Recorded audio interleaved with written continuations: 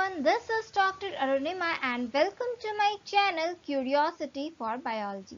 आज हम बात करेंगे मेटाबॉलिज्म के कुछ इम्पॉर्टेंट पाथवेज के बारे में जो कार्बोहाइड्रेट, एमिनो एसिड और फैट मेटाबॉलिज्म में इन्वॉल्व होते हैं।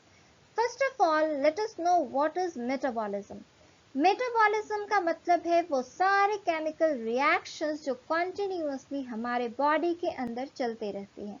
ये रिएक्शंस दो तरह के होते हैं, कैटाबॉलिज्म एंड एनाबॉलिज्म।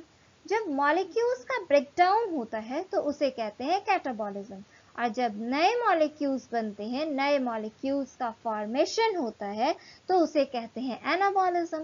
सबसे पहले बात करते हैं सिट्रिक एसिड साइकिल की। ये एक सेंट्रल मेटाबॉलिक पाथवे है जो एनर्जी प्रोडक्शन के लिए रिस्पॉन्सिबल होता है। यूकैरियोट्स में सिट्रिक एसिड साइकिल माइटोकॉन्ड्रिया में होता है और प्रोकैरियोट्स में साइटोसोल में होता है। इस साइकिल में एसिटाइल CoA का ब्रेकडाउन होता है।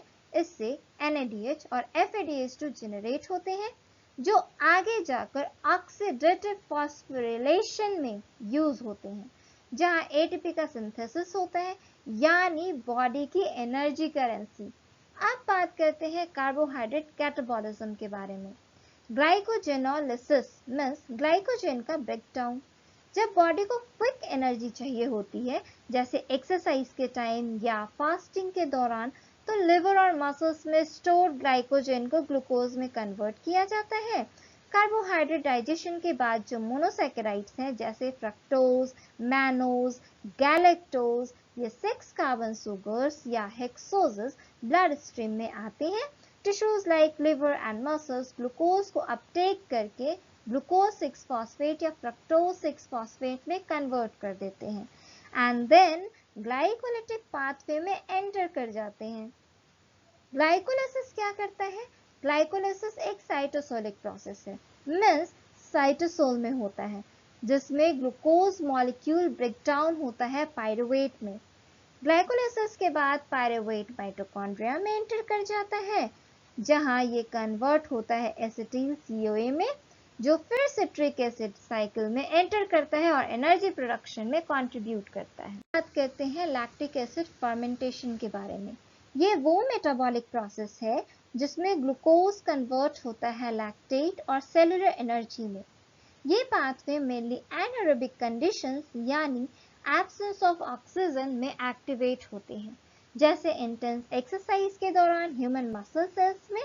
कुछ स्पेसिफिक टिश्यूज जैसे रेटिना और एरिथ्रोसाइट्स इवन एरोबिक कंडीशन में भी ग्लूकोज को लैक्टेट में कन्वर्ट करते हैं ताकि अपनी एनर्जी डिमांड को पूरा कर सके।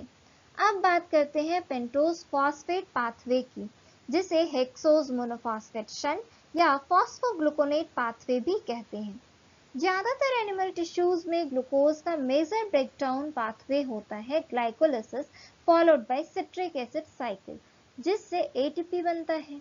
लेकिन कुछ रैपिडली डिवाइडिंग सेल्स जैसे bone marrow, skin and intestinal mucosa glucose 6 phosphate को पेंटोज फॉस्फेट पाथवे में भेजते हैं। ये पाथवे इंपॉर्टेंट है RNA, DNA और कोएंजाइम्स जैसे ATP, NADH, FADH2 और कोएंजाइम A बनाने के लिए। तो ये सारे थे कार्बोहाइड्रेट कैटाबॉलिज्म के इंपॉर्टेंट पाथवेज। अब बात करते हैं कार्बोहाइड्रेट एनाबॉलिज्म यानी ग्लूकोज सिंथेसिस के प्रोसेस की। ग्लूकोज एक यूनिवर्सल फ्यूल है और कुछ वाइटल टिश्यूज जैसे brain, nervous system, erythrocytes, testis, renal medulla और एम्ब्रियोनिक टिश्यूज अपनी एनर्जी नीड्स के लिए कंप्लीटली ब्लड ग्लूकोज पर डिपेंड करते हैं।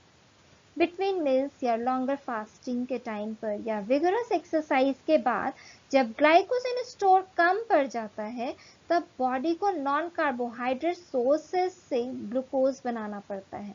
इस पाथवे को ग्लूकोनियोजेनेसिस बोलते हैं, जिसमें पायरुवेट और कुछ 3 या 4 कार्बन कंपाउंड से ग्लूकोज बनाया जाता है। ये प्रोसेस मैमल्स में मेनली लिवर में होता है। अब समझते हैं ग्लूकोज एलानिन साइकिल।